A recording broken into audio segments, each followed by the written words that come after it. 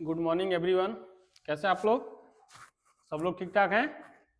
कल class revision हुआ था, बताइए। दिव्या, मनीष, सौरभ, ज्योति, विदिशा, आप लोग बताओ भाई। रिंकू, सत्यजीत, सभी लोगों का क्लास रिवीजन हुआ था कि नहीं हुआ था? ठीक है। पूरा कि हल्का फुल्का?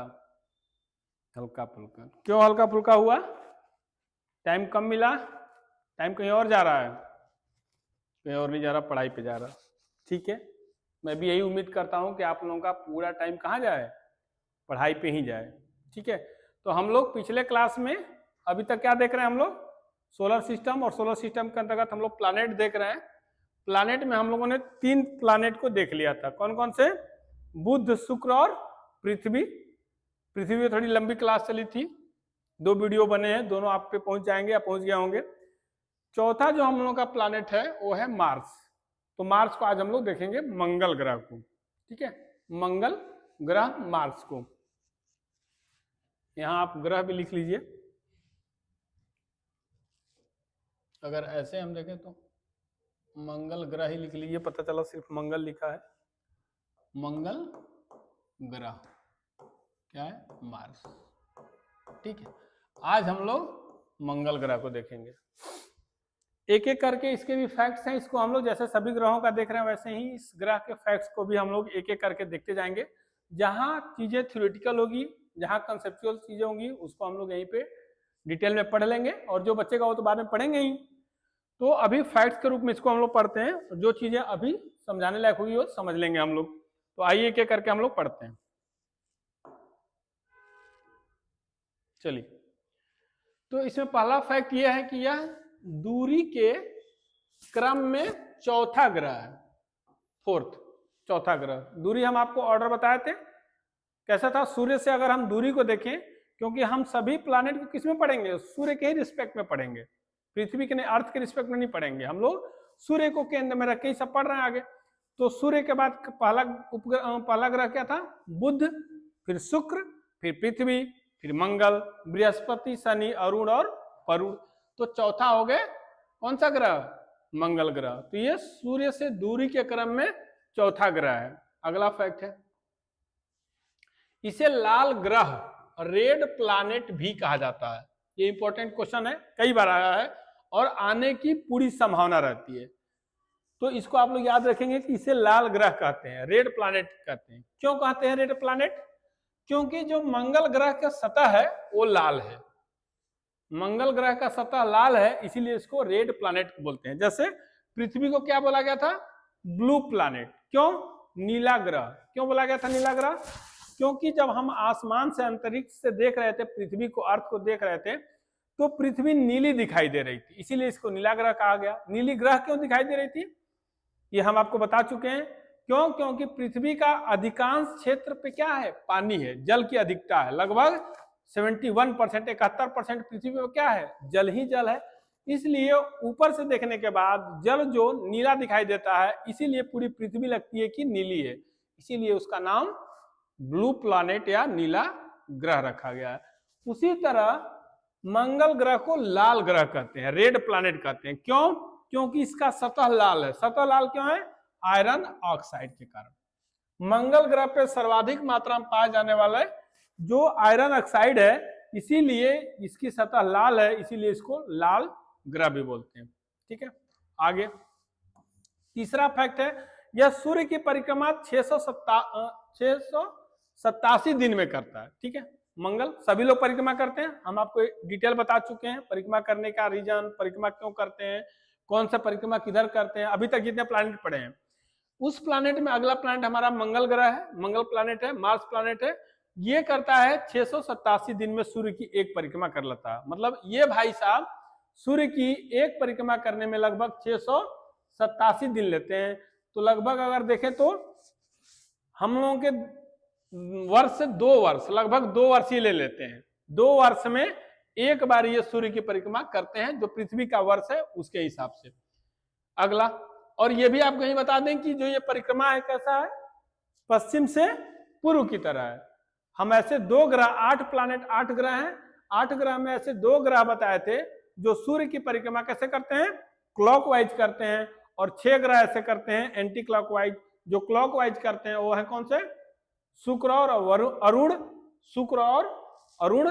और जो बाकी 6 ग्रह हैं वो कैसे करते हैं? वो एंटी क्लॉकवाइज अर्थात पश्चिम से पूर्व की तरह करते हैं, और बाकी लोग जो 2 ग्रह हो पूर्व से पश्चिम की तरह करते हैं। ठीक है, तो ये मंगल ग्रह, मंगल भाई साहब जो ग्रह हैं ये भी कैसे करते हैं? ये पश्चिम से पूर्व की तरह करते हैं, अर्थात पृथ्वी और अन्य जो 5 ग्रह हैं उसके हिसाब से करते हैं।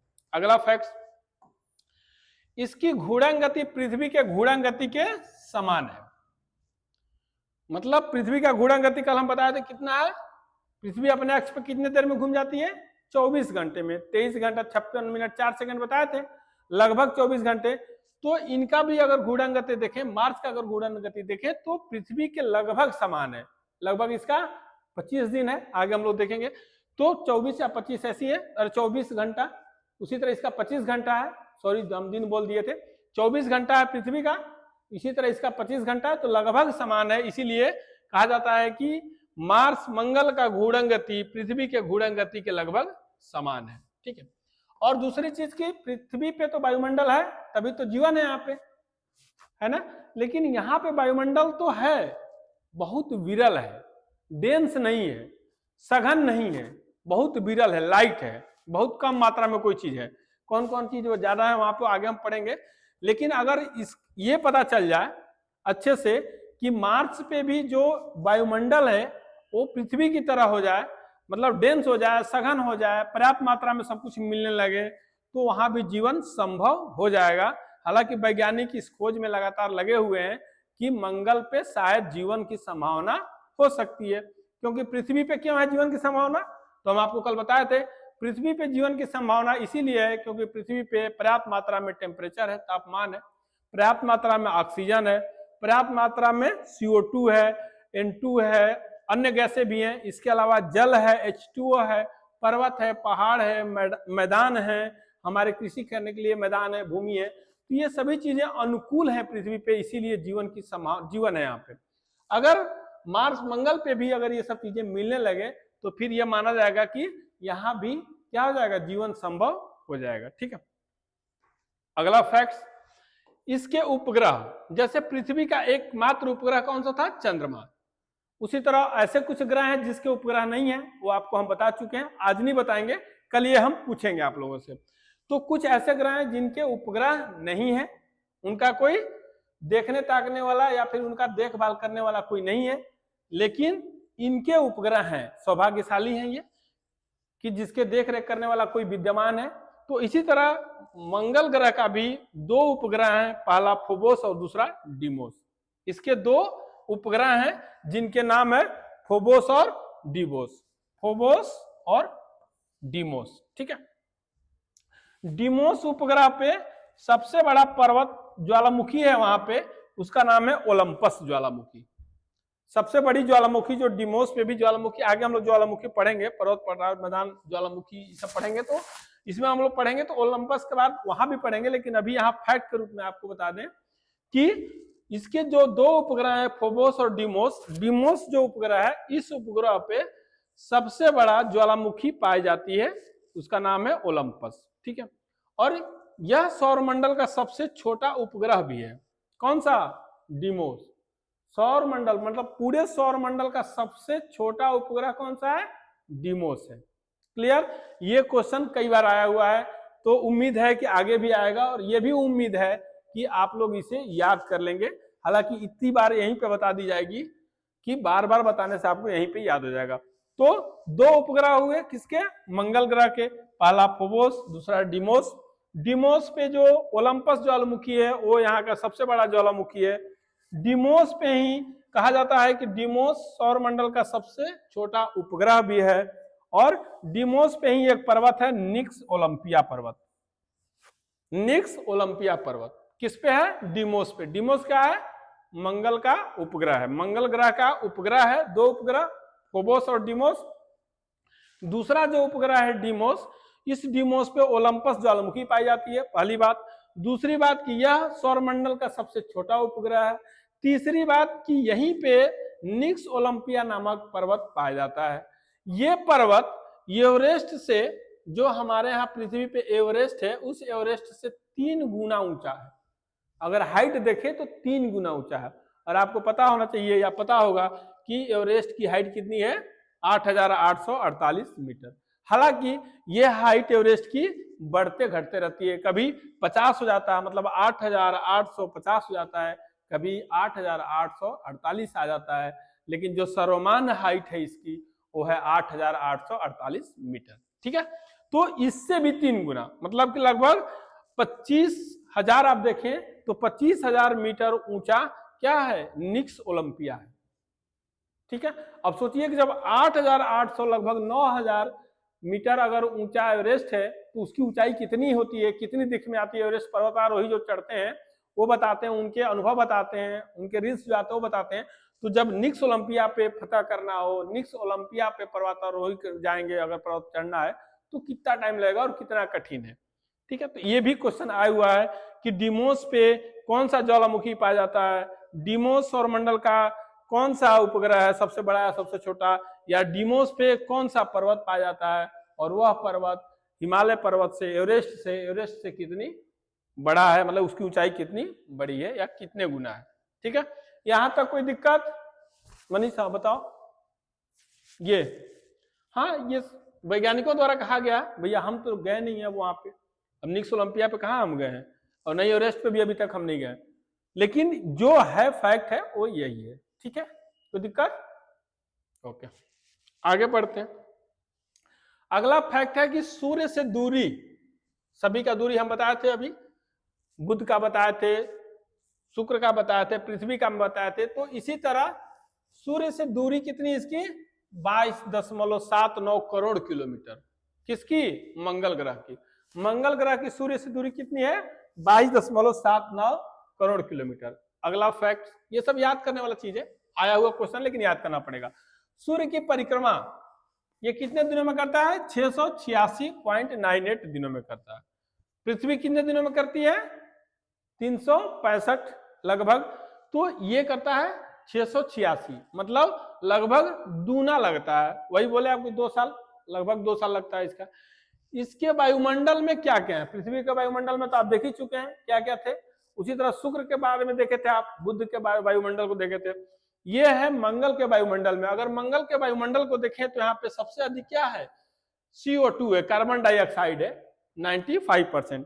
सूर्य के लाल होने का रीजन एक ये भी है, आयरन ऑक्साइड तो है ही है, एक ये भी है क्योंकि CO2 की मात्रा बहुत अधिक है। दूसरा है नाइट्रोजन, नाइट्रोजन की मात्रा भी वहां पे बहुत है। उसके बाद दूसरे नंबर पे आता है नाइट्रोजन, 95% CO2, उसके बाद 2.5% नाइट्रोजन, और तीसरी जो महत्वपूर्ण यहाँ गैस है वो आर्गन है 1.9%। मतलब 3 महत्वपूर्ण गैसें हैं, पहला CO2 95%, दूसरा नाइट्रोजन 2.5% और तीसरा आर्गन 1.9%। हालांकि इसके अलावा भी बहुत सारी गैसें पाई जाती हैं, छोटे छोटे मात्रा में, कम मात्रा में। अगला फैक्ट, अब मंगल ग्रह पे जब सब कुछ है, ये सब चीजें हैं, तो वैज्ञानिक हर ग्रह के बारे में चाहते हैं कि अन्वेषण करें, खोज करें, छानबीन करें, क्योंकि मानवीय प्रकृति क्या है? खोजकर्ता की तरह है, खोजी स्वभाव का है। हम लोग भी देखिए बैठे रहते हैं तो दिमाग में कुछ ना कुछ चीजें चलते रहती हैं, पढ़ाई से संबंधित, बिजनेस से संबंधित, खर्चे से संबंधित, घूमने से संबंधित, मतलब मानो क्या क्रिएटिव है ना। पशु तो है नहीं, जानवर, हालांकि पशु जानवर भी सोचते होंगे, लेकिन हम उनको माइंड को क्या कर पाए हैं? रीड नहीं कर पाए हैं, इसलिए हमें पता नहीं चलता है। लेकिन चूंकि मानव माइंड को काफी हद तक रीड किया गया है, तो ये पाया गया है कि मानव स्थिर रहने वाला चीज नहीं है, स्थिर रहने वाला प्राणी नहीं है, कुछ ना कुछ करेगा, भले ही वो गलत ही करेगा। कोई जरूरी नहीं कि बहुत अच्छा ही काम करे, हो सकता है बुरा ही काम करे। सोचते सोचते ये नहीं है कि किसी के बारे में भलाई बात, किसी के बारे में बुराई सोच रहा हो, किसी का उल्टा सीधा करने में लगा हो, लेकिन वो लगा रहेगा जरूर, स्थिर नहीं रहेगा जब तक वो सो न जाए। और हालांकि सोने में भी कई बार सपने आते होंगे, कई कई किस तरह के सपने आते हैं ये तो बेहतर आप लोग भी जानते हैं। तो उसमें भी देखिए सपनों में भी कई तरह के सपने आते हैं, अच्छे भी आते हैं, बुरे भी आते हैं। किसी का आप पैसा चुरा भी ले रहे हो, किसी को आप दान भी कर रहे हो। तो मानो क्या है, क्रिएटिविटी इसके अंदर है। ये हमेशा अन्वेषण करता है, खोज करता है, अपने लिए भी और दूसरों के लिए भी।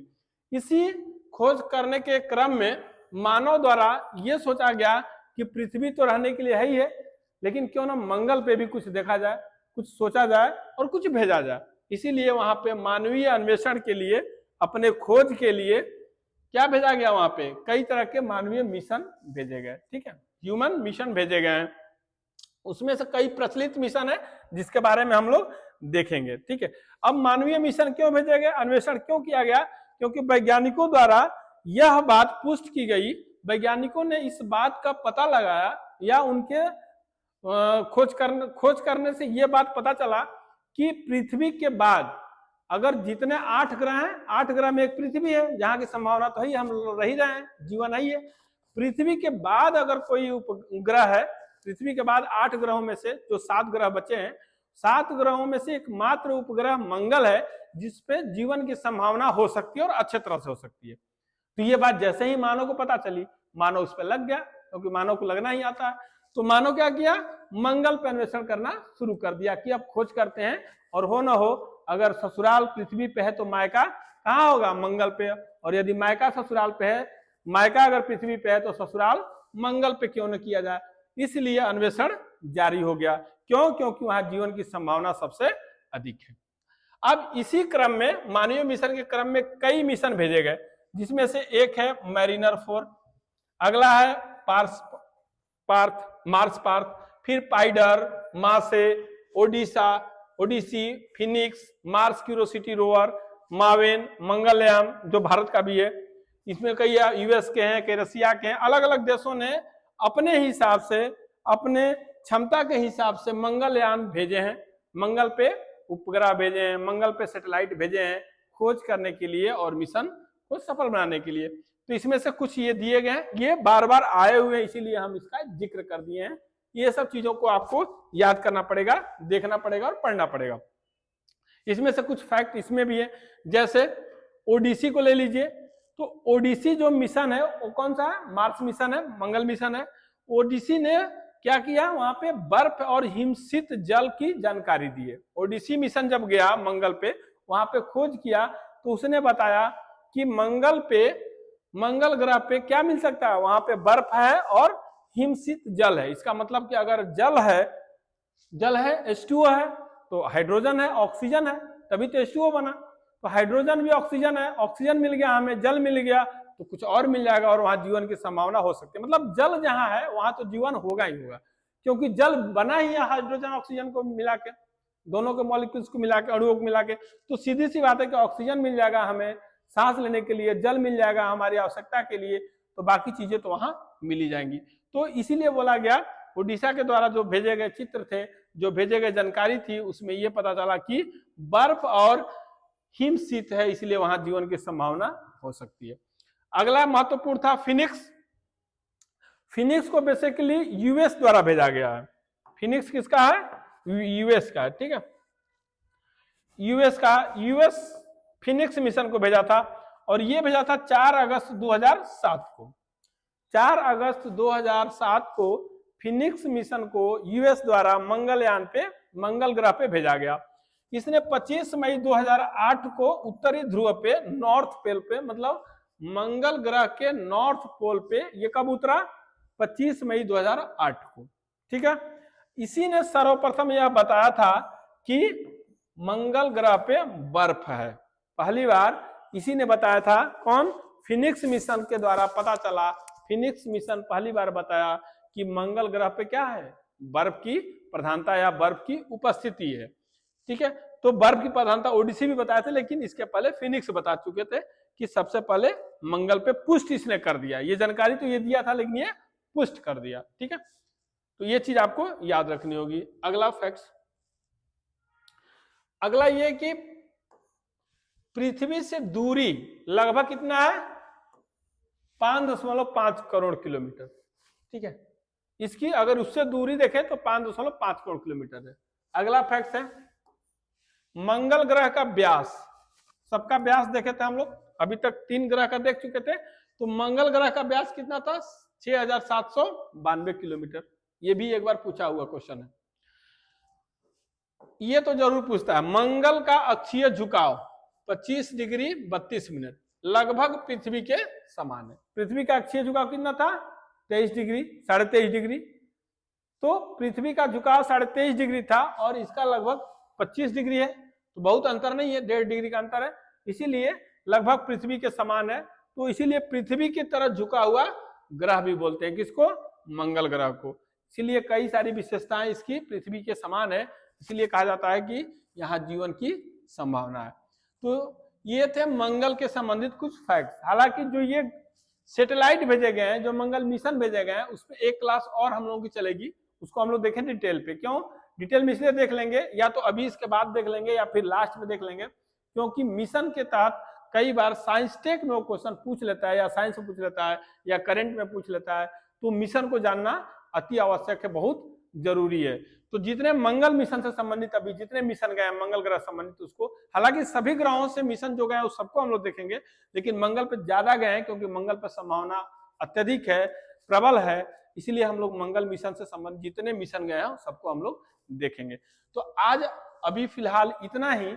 मंगल ग्रह के बारे में लगभग हम लोग सारे फैक्ट्स देख लिए हैं, पढ़ लिए हैं, इससे अधिक आने की कोई उम्मीद नहीं है, लेकिन इतना तैयार होना चाहिए। ठीक है, तो आज के लिए इतना ही। बहुत बहुत धन्यवाद, आपका दिन शुभ हो। थैंक यू, नमस्कार।